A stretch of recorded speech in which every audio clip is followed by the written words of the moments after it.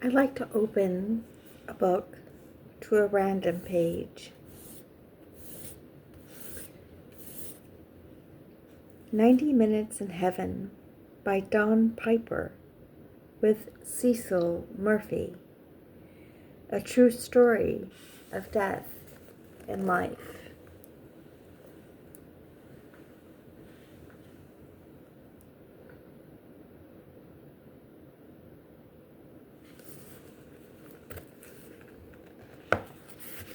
Chapter 7. Decisions and Challenges. It begins with a quote from biblical Christian scripture. Romans chapter 8, verses 35 through 36. Can anyone ever separate us from Christ's love? Does it mean he no longer loves us if we have trouble or calamity, or persecuted, or hungry, or cold, or in danger, or threatened with death? Even the scripture says, "For your sake we are being killed every day. We are being slaughtered like sheep."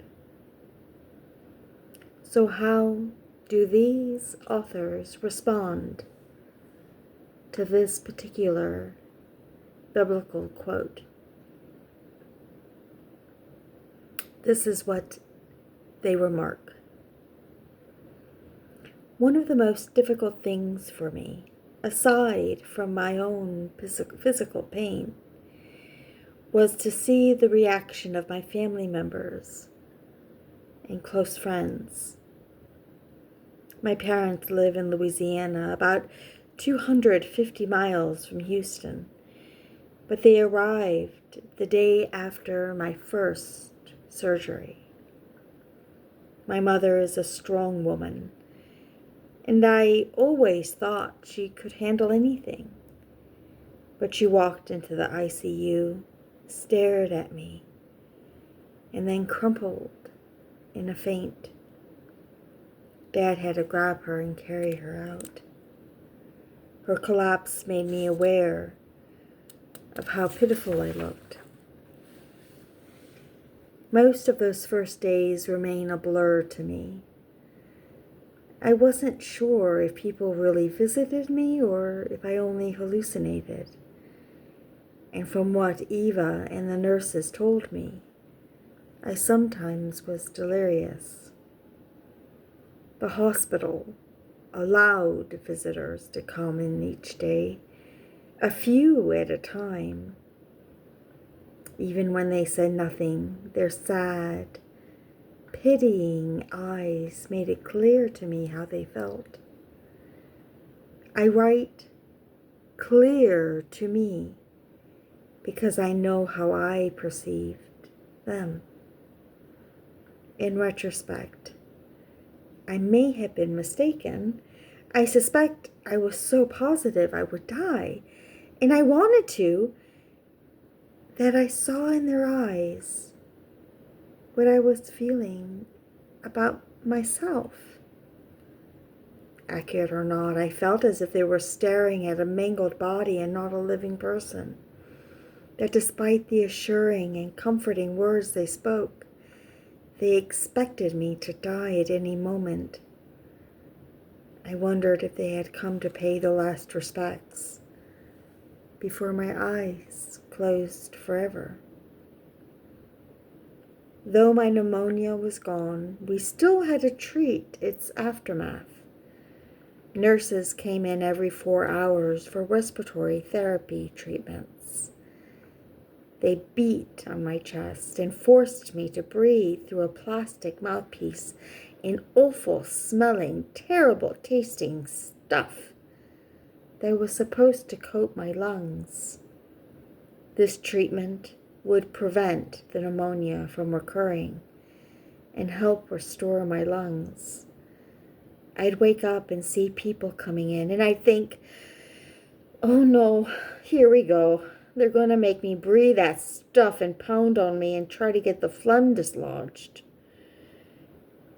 As painful as they were, the treatments worked. Dr. Hutchins, the head of the Herman trauma team, came in several times a day.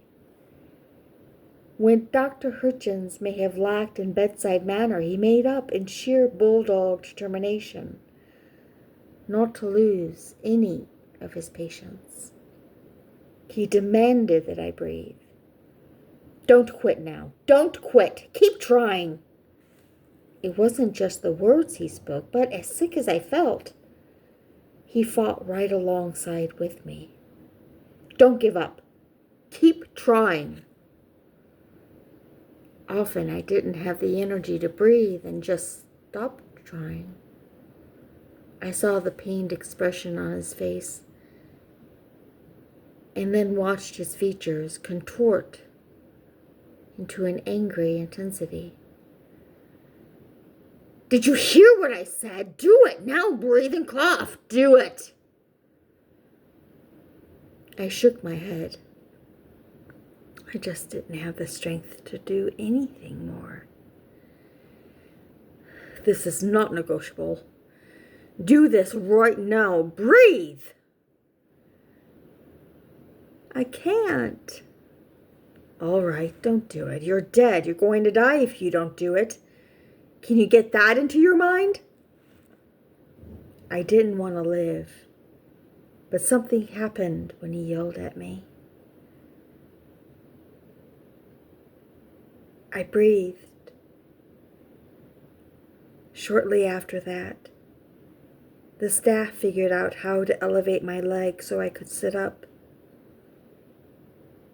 Just to sit up was a great step forward. I didn't think I'd ever get to lie on my side or stomach again.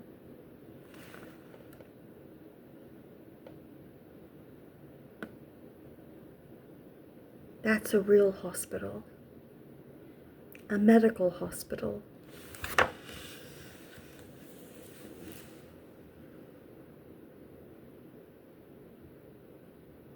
It is one of personal attention, empathy, sympathy, demanding life, demanding a living condition of spirit,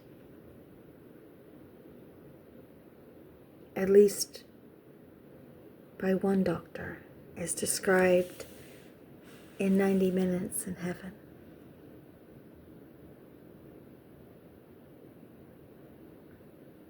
We all go through suffering.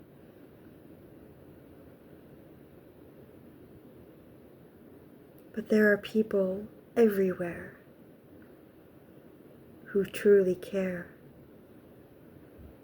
It depends how much time and attention they will give the patient, the client, the nursing home resident. Neglect is the true cause of any death. We must have a strong spirit to push beyond any neglect and find that fighting spirit that had resided in the doctor and find it in ourselves.